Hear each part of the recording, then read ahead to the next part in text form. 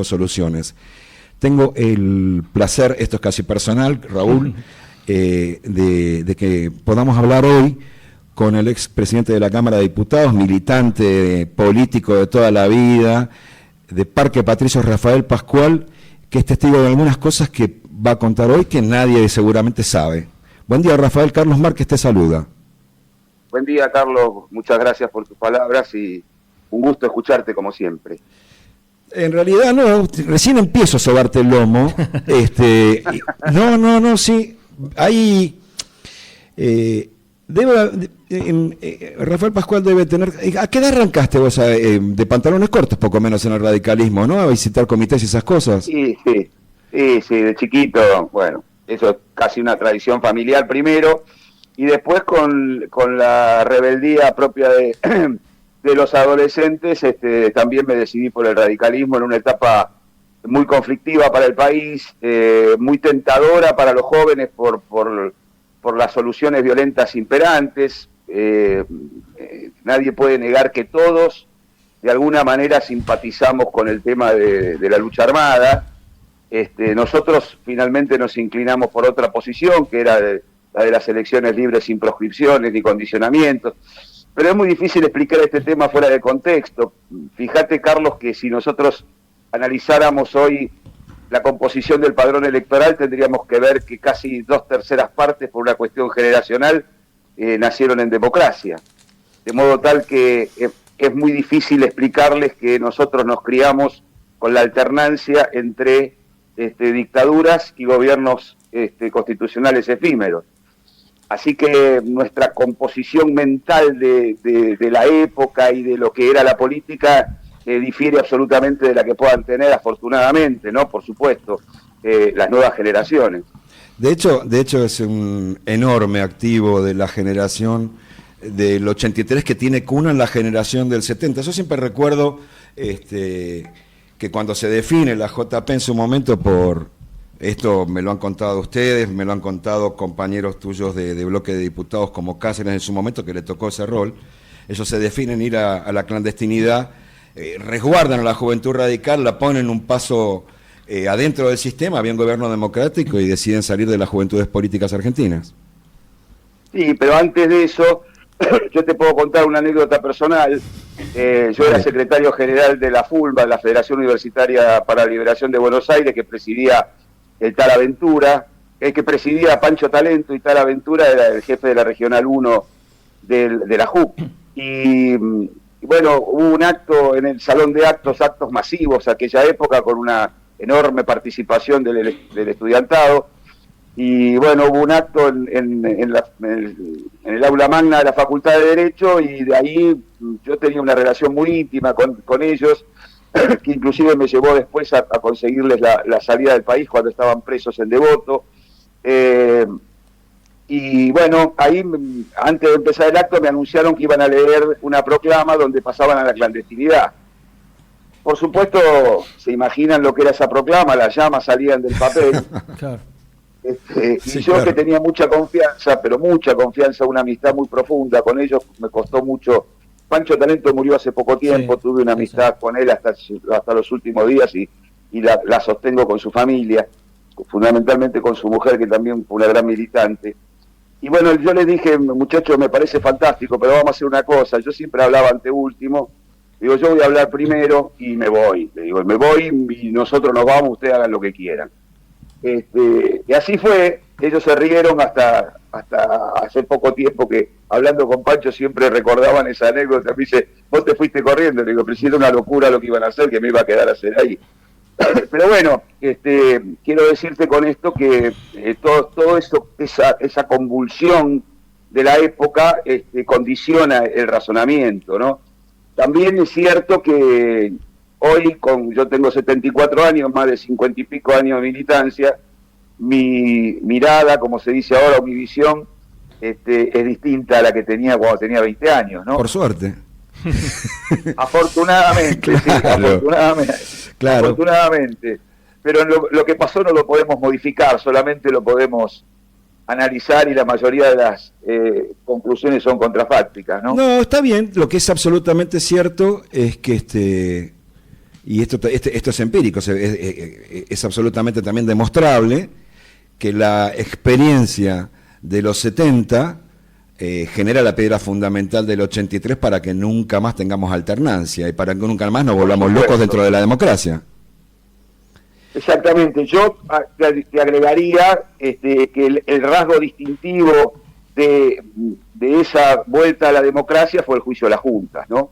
Es decir, nunca antes los militares habían sido condenados por su actuación en las dictaduras. Cierto es que la última dictadura fue absolutamente distinta a todas las otras, donde si bien ha habido torturas y ha habido mártires, la proporción fue infinitamente menor. En los golpes anteriores, por supuesto que una víctima es mucho, eso hago la aclaración para que no se malinterprete. No, está claro. Pero en las dictaduras anteriores sabíamos los nombres de los mártires, y en esta la cantidad fue extraordinariamente superior y desgraciadamente superior. Vos sabés que yo le voy a contar a los oyentes por qué lo llamé Rafael. Primero porque vamos a hablar más, en un rato vamos a hablar del presente y del futuro, pero porque hay una lucha ciega, tenaz, absolutamente sincera, después de la muerte de Perón, de Ricardo Balbín, por sostener hasta las elecciones que tenían que hacerse dentro de 6 meses, creo que era 6 meses después del golpe, se había adelantado un año eso, ¿no, Rafael? Sí, se había adelantado un año, había una yo no tengo claro ahora porque, bueno, los años de la memoria, pero lo que tengo absolutamente claro, porque yo participé en un acto con Balbín donde se había anunciado que las elecciones iban a ser el 17 de octubre. Lo que no tengo claro, porque ese acto fue en diciembre del 75, si se refería al 17 de octubre del 76 o del 77, porque en el 77 era que vencía el mandato, que con la reforma del 72 los mandatos eran de 4 años. Sí. Así que yo no me acuerdo si era en el 76 o en el 77, en cualquier caso las elecciones estaban convocadas, Balbín las criticó porque pusieron el 17 de octubre, que no ayudaba, en fin, pero esas cuestiones electorales. Pero sí, las elecciones estaban convocadas. En cualquier caso es lo mismo, la convocatoria estaba. La cuestión que desde el 72, fíjense que el trabajo enorme del repúblico que fue Ricardo Balbín, se produce un encuentro históricamente imposible, pero se produce, que es en Vicente López, en el restaurante Nino de Perón, Balbín y buena parte de la dirigencia política de entonces, cuando Perón vuelve a la Argentina. Y ahí arranca... Pero hubo una antes. A ver.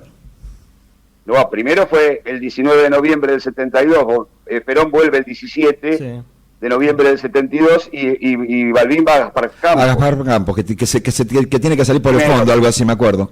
Salta la tapia para entrar porque había tanta gente en la puerta que, bueno, por eso le criticaron que saltó la tapia, que se saltó la tapia porque fue una cuestión física, porque sí. La gente que había en la puerta no le permitía entrar a Balbín ni a nadie.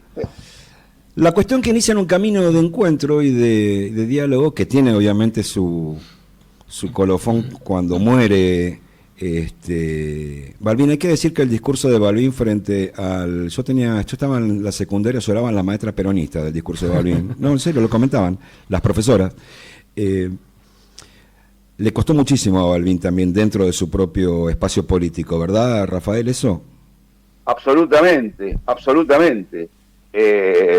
Tuvo un costo terrible y un costo electoral terrible, porque si vos analizás las elecciones del 73, la de Cámpora, presidente, Balbín obtiene el 21%, pero Manrique saca el 14%. Esos votos antiperonistas eran tradicionalmente votantes radicales, que votaban, no eran radicales, que votaban al radicalismo en contra del peronismo, ¿no es cierto? Uh-huh. Y ese abrazo de Perón-Balbín le cuesta un porcentaje muy importante a Balbín electoral, pero Balbín lo hizo a conciencia, porque yo creo que ahí había un elemento distorsionador de la historia, que era la irrupción de las organizaciones armadas.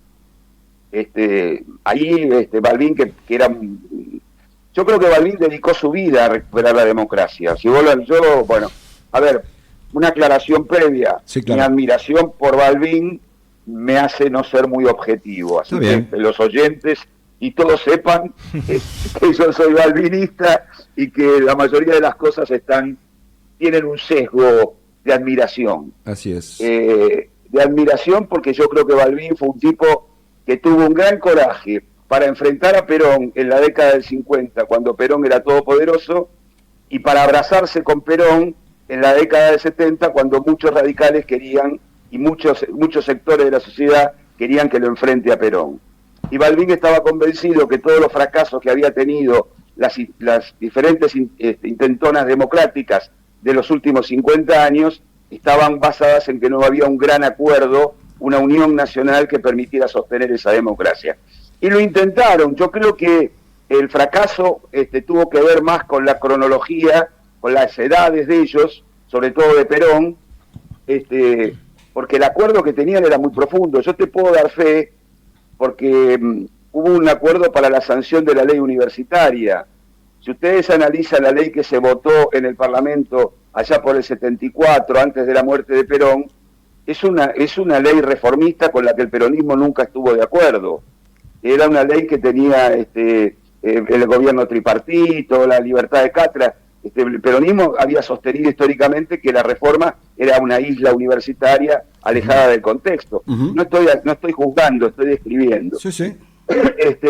Y sin embargo, a mí me consta que además de los decanos que nos ofrecieron en aquel momento, cuando Solano Lima era interventor de la universidad después de haber dejado de ser vicepresidente, Perón y Balbín acordaron esta ley, y esta ley, que yo participé mínimamente por mi juventud, con Perete, con Pugliese, esa ley se aprobó, porque Perón dio la orden y los legisladores, senadores y diputados peronistas, que eran amplia mayoría, la votaron. Con esto te quiero significar que el abrazo Perón-Balbín, además de ser un ejemplo para la historia, tuvo, como diría Irigoyen, efectividades conducentes, sí. Cosas que se fueron concretando. Yo te cuento lo que yo sé, debe haber habido otras cosas. Mira, te puedo contar una que la conocí yo de primera fuente en los 80. Carlos Fuente era diputado nacional y corrige la ley de energía atómica, y Perón toma el proyecto radical. Así es. Así es. Una cosa que era casi patrimonio de los militares, de los nacionalistas, la terminó corrigiendo el doctor Fonte. Así es, un gran amigo. El disparador de esto es porque 10 días antes del golpe, Ricardo Balbín aparece en cadena nacional. En esa época había 5 canales de televisión, 4 que funcionaban bien, el 9, el 11, el 13 y el oficial, el 7, y el 2 que si tenías una antena más o menos de vez en cuando agarrabas algo que venía desde La Plata. Sí, de La Plata, sí.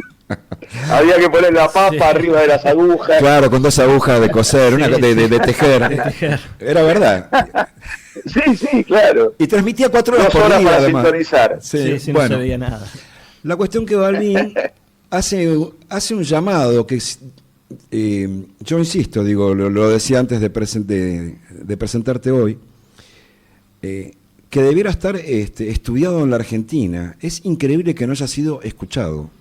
Es increíble que ya la decisión estuviera tomada y que no pudieran retroceder un paso.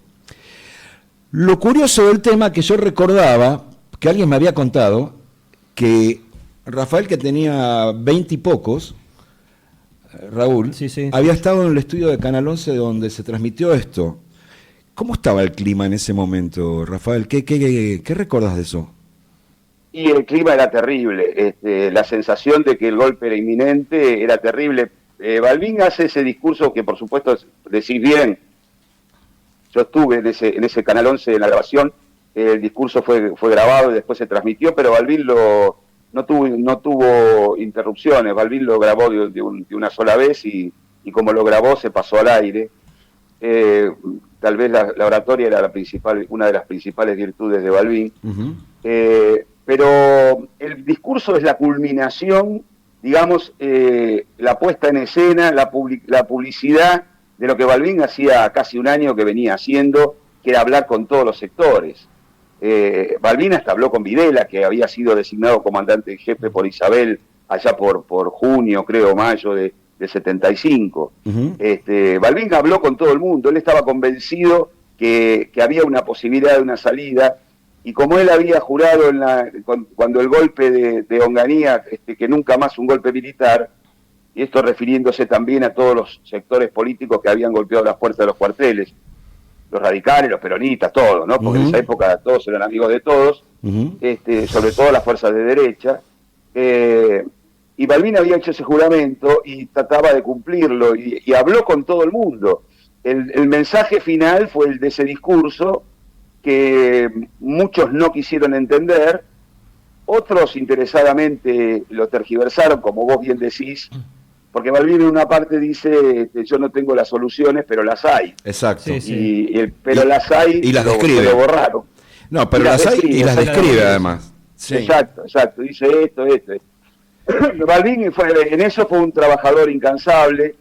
Vos fíjate que hay un montón de antecedentes, inclusive para la recuperación de la democracia en el 81 con la multipartidaria, pero Balbín había arrancado con la Asamblea de la Civilidad, con la Hora del Pueblo, en fin, él siempre, después del 55, Balbín trabajó siempre para el acercamiento fundamentalmente con el peronismo. Yo se lo pregunté varias veces y él me dijo, el peronismo es la principal fuerza del país, no se puede hacer nada sin ellos. Por supuesto que en las elecciones le quería ganar, ¿no? Eso obvio. Es otra cosa. Pero él concebía, por eso, frente a aquellas versiones de que Balbín podía haber sido vice de Perón, Balbín entendía que si él era vice, desdibujaba el radicalismo y él creía en los partidos políticos como sustento de la democracia, de modo que él decía, bueno, el que gana gobierna y el que pierde ayuda, lo dijo cuando renunció a la segunda vuelta después del 11 de marzo del 73. ¿Qué quería decir con eso? Hagamos acuerdos de lo que hoy se llama acuerdos de Estado, cuestiones de Estado, hagamos esos acuerdos, pero que cada uno conserve su manera de pensar y su posición política, porque era la única forma de poder tener alternancia. Si vamos todos juntos, nos caemos todos juntos, o triunfamos todos juntos, pero no hay posibilidad de otra alternativa. Ese era el pensamiento de Balbín, y eso lo expresó de alguna manera en ese discurso, que el llamado que hace al final es el de 5 minutos antes de la muerte, enfermo incurable. Cita al más fuerte, sí, a Palacios. Sí, pero al más fuerte dice 5 segundos y él dijo 5 minutos, tuvo un problema de reloj ahí, pero... No, en realidad que le salió... Pero le salió bien, porque el punto... Uno, es cierto, vos hablabas de lo contrafáctico, a mí siempre me lleva a pensar 3 o 4 cosas de la historia argentina, ¿no? Todo se pudo haber evitado. Se pudo haber evitado el golpe de don Arturo si capaz tomábamos coraje y Perón bajaba a la Argentina en el 65 a ver si se animaban. Claro. Seguramente, si el discurso, la gran parte principal del discurso frente al cajón de Perón en el Congreso, del discurso de Balbín, lo hubiera escuchado el gobierno, seguramente también hubiera fortalecido y no se hubiera llegado al 76. Contada la referencia y la anécdota, vamos a aprovechar que te tenemos por primera vez aquí. Nosotros hemos hablado últimamente que en los últimos años con cerca de 80, 100 diputados, senadores, ex senadores, ex diputados. Es un placer hacer este programa, un archivo monumental estamos armando. Muy bien. ¿Tenés nietos, Rafael? No, hace mucho que no charlo con vos Sí, tengo un nieto de 7 años. Sí. Bien. Vamos a pensar el país de tu Martín nieto. Hipólito. Casualmente. Qué maravilla. Vamos a pensar ustedes saben, a mí uso una construcción a veces que cuando hay gente que llamás y tiene cosas muy interesantes para decir, es muy capaz, está muy formada, pero hay una pequeña cantidad de esas personas que además son testigos y confidentes del poder porque le tocó en determinados lugares estar donde hay 6, 7 personas, 10 a lo sumo, de 30 millones en su momento, 35 millones, 47 millones de argentinos hoy. A Pascual le tocó esto hace 20 y pico de años. Y sigue siendo parte de esa cuestión por roles entre los ex legisladores y demás.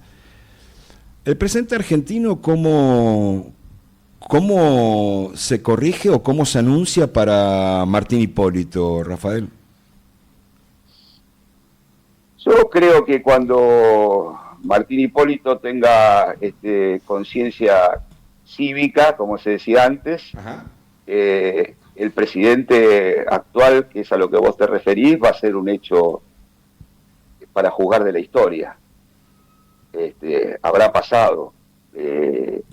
Yo creo que estas experiencias extremas no pueden ser duraderas.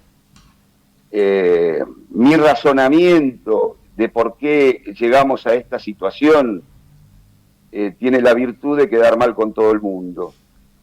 Yo creo que en la Argentina hay dos grandes sectores desde el punto de vista electoral y tal vez desde la concepción de la política. Uno que es el peronismo, fundamental en la historia argentina, para bien para muchos, para mal para otros, y el no peronismo. Nosotros los radicales hemos encabezado el no peronismo durante mucho tiempo, lo que nos llevó a algunas victorias electorales y, por supuesto, a la mayoría de derrotas. Después del 2001, el radicalismo perdió esa condición de cabeza del no peronismo, por no decir antiperonismo, que me parece grosero, y ese lugar lo ocupó el PRO, fuerza política en vías de disminución. Este sector ahora es encabezado por la ultra, por Milei y La Libertad Avanza, que es la ultra de esto, que es lo irreconciliable. Me parece que del otro lado hubo un sector del kirchnerismo que también adoptó ese rol de ultra y de irreconciliable. Es imposible que un país que tiene los dos sectores antagónicos liderados por la ultra se pongan de acuerdo. Y yo lo que quiero es que en este país esté de acuerdo, que gane el que tenga que ganar, pero que lo haga sobre la base de acuerdos previos, que no lleven a esta situación donde, yo me acuerdo que en una época el Centro Gallego tenía un eslogan que decía todo por la cuota. Sí. El gobierno nacional puede decir todo por el equilibrio fiscal. Y no es todo por el equilibrio fiscal, porque esto no es una empresa comercial que tiene que dar superávit como creían los del PRO, y entonces ponían a los CEOs para que en el Estado haya un superávit. Acá el Estado tiene que cumplir un rol de equilibrio, de atender a los que menos tienen y que los que más tienen tengan que aportar para solucionar esas cosas. Esto desde el punto de vista económico y social. Y desde el punto de vista político tiene que haber un entendimiento, no es la supremacía de unos sobre otros. De modo que yo creo que mi nieto, yo soy optimista por naturaleza, estoy acostumbrado a la derrota, soy hincha de Huracán y radical, así que, y burrero, o sea, son tres condiciones que están más cerca de perder que de ganar, pero igual soy optimista, será por eso que soy optimista. Y yo creo que la experiencia Milei, que es el resultado de un estado de ánimo de la sociedad después de un gobierno que no tuvo aciertos y que nos llevó a que la gente, entre otras cosas, por ellos y por los errores cometidos por el PRO, nos lleven a tener este presidente. Pero creo que es una experiencia efímera. Rafael, ¿qué tal? ¿Cómo te va? Raúl Varela te saluda, ¿cómo andás? Hola, mucho gusto, ¿cómo estás?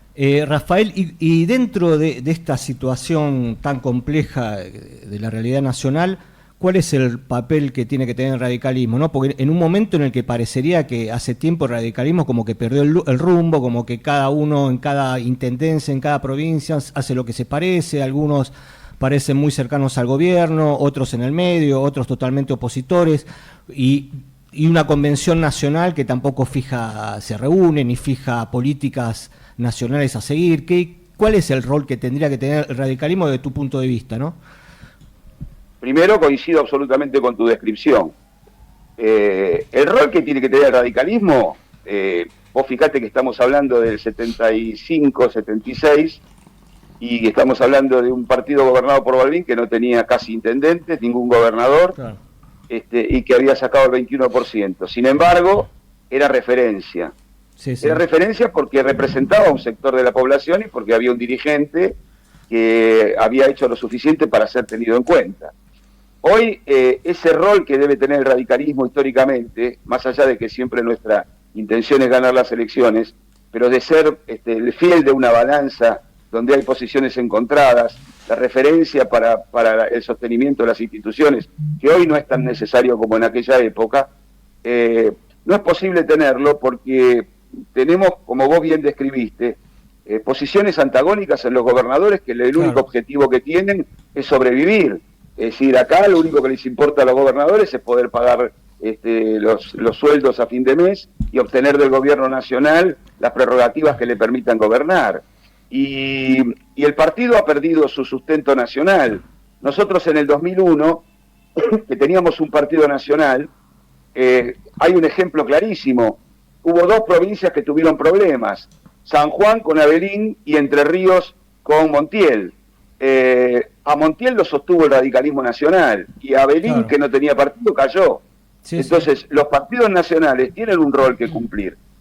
Sería bueno que fundamentalmente los gobernadores y también los intendentes tengan en cuenta esto, porque si vos analizás el comportamiento de los gobernadores radicales en la última elección, a ninguno le importó los diputados nacionales y los senadores nacionales. Es verdad, al extremo que, por ejemplo, Puyaro puso de primera diputada nacional a su vicegobernadora, que era del PRO y que seguramente le responde a él, y me parece bien, pero debía haber puesto un radical para tener un bloque más consistente. Vos fijate que con los 10 senadores que nosotros tenemos, que por lo general votan mal, pero no importa, con los 10 senadores que nosotros tenemos, somos una alternativa de resolver determinadas votaciones. Porque con esos 10 votos el peronismo puede tener el quórum, o con esos 10 votos el oficialismo puede tener el quórum. Entonces, si vos mantenés una fuerza política que pueda ser fiel de la balanza, podés participar en las decisiones. Si tenés todos dispersos, como en diputados, que tenemos un bloque de 6, otros 4 o 5 que están con Provincias Unidas, otro que está solo, bueno... el problema central del radicalismo es la falta de dirigentes que convoquen y que puedan acercar las partes. Yo es decir, estoy en desacuerdo con muchas votaciones, con muchas formas de votar de mis legisladores, pero no estoy en la posición de expulsar a de echar al otro, de colgar a uno, de cortarle la cabeza. Eso no es una solución política. Acá hay que hablar, hay que acercar posiciones, hay que ver por qué han hecho cada cosa cada uno, que den su explicación y tratar de conformar una fuerza política más potente. Y en el caso específico de tu ámbito más concreto de militancia política, que es de la ciudad de Buenos Aires, ¿cómo estás viendo la situación? Ahora van a cambiar autoridades y demás. Sí, pero no pasa nada. No pasa nada. Más de lo mismo. Bueno, el radicalismo de la capital está gobernado por 2 sectores que están completamente de acuerdo y que son parte del establishment político de la ciudad, que son el sector que lidera Daniel Angelici y el que lidera Jacobiti. Bueno, ambos tienen fuerte relación con el gobierno de Macri, y la verdad es que yo no veo una salida política en esto. Me parece que se agotan en el poder, por una parte en el control de la justicia y por otra parte en el control de la universidad, y con eso generan poder. Pero bueno, la discusión de fondo siempre en la política es ¿para qué el poder? Claro. Porque el poder en sí mismo no hace falta describirlo, y el poder en sí mismo puede llevar a desviaciones graves, no digo que las haya. Yo creo que, bueno, a ver, yo no quiero caer en los viejos, viste, que todo pasado fue mejor, y esas cosas que los chicos se ríen. Pero nosotros teníamos otro concepto porque pertenecíamos a otra sociedad. No digo que sea mejor aquella que esta. Nosotros teníamos una sociedad de tertulia, de reunión. Vos parabas en un café, en un club, qué sé yo, tenías tus amigos, tenías que leer, para ir al café a hablar de fútbol, tenías que haber leído el gráfico. Hoy, bueno, es otra forma, otra manera. Yo no quiero descalificar porque no está bien y porque no tendría razón, pero es otra forma. Y esta forma lleva a otras organizaciones. estas organizaciones, por ejemplo, no requieren locales partidarios. Los dos partidos que han gobernado en los últimos tiempos, el PRO y ahora la Libertad Avanza, no tienen locales partidarios. ¿A dónde vas a tocarle la puerta y ir a ver al dirigente del barrio? ¿Dónde está? Acá en Parque Patricio no hay, claro. no los conozco. Es cierto que los comités no tienen razón de ser, es cierto, porque la gente no va, porque no le resolvés ni siquiera las cosas mínimas que resolvíamos nosotros en una actitud punteril, conseguirle un nicho, el registro, esas cosas que para nosotros para la política son pavadas, pero para la gente no. Bueno, eso no existe más porque lo hace por internet. Sí. Así que no hace falta conseguir nada. Bueno, pero la política es la adaptación al cambio. La política no es una cuestión anquilosada y detenida en el tiempo. La política tiene que ir modificándose y adaptándose a los nuevos tiempos, que son cambios permanentes. Bueno, el radicalismo tendrá que hacerlo o desaparecerá. Seremos como de tantos partidos históricos que hay que quedan con una sede y hacen una conferencia cada 3 meses. Me hiciste llevar la cabeza al MID. ¿Qué te iba a decir? Hay mucho. Rafael, te agradecemos el tiempo. El MID ni cada 3 meses. Claro. Te agradecemos esto. Es la primera vez que hablamos contigo. Seguramente lo vamos a hacer para septiembre. Bueno. Yo tomé 2 títulos. Y tenemos la mala costumbre acá, porque esto va a redes, se sube a un montón de sitios, aunque te parezca increíble, circula por todo el país. Nos va bien con eso. Hablando de me alegro mucho. ¿Cómo me van a putear entonces? No, porque yo elegí 2 títulos que te los voy a comentar para que vos elijas uno. Esto lo hacemos casi siempre. Uno lo dijiste hace un rato, el rasgo distintivo fue el juicio de las juntas. Sobre el presente, el que más me gusta a mí es estas experiencias extremas no pueden ser duraderas. Y recién al final dijiste algo que yo le agregué una palabra. La acción política es la adaptación al cambio. ¿Cuál te gusta más de todas? Y la menos comprometida es la última. Vamos todavía. Ese es un... cualquiera de las 3. Cualquiera de las 3 me las banco. Que tengas un buen fin de semana, Rafael. Gracias. Muchas gracias. Estuve muy cómodo. Les agradezco mucho. No, por favor. Un abrazo. Gracias. El derecho